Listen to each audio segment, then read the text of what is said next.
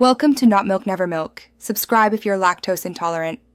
You start with essentials that let you act immediately. Confirm your Ultimatix ID, VPN is active, and your 2FA device is at hand.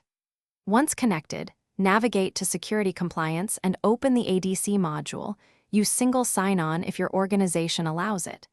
You'll select the ADC workflow, choose the correct employee record, and attach the required form fields. Do this now so you don't lose session time. Make sure manager information is accurate. Errors here cause rework and delays.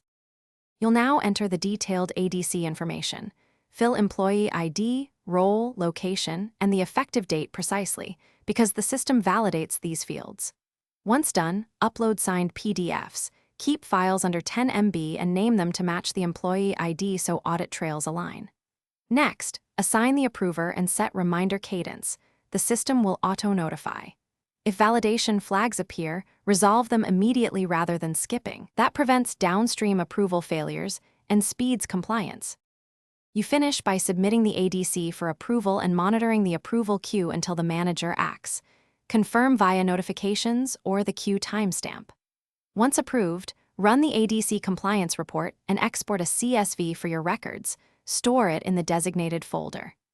If the request is rejected, read the approver's comments, correct the specified fields, re-upload the corrected form, and resubmit without delay. Quick corrections keep your compliance window intact and avoid escalation to IT security.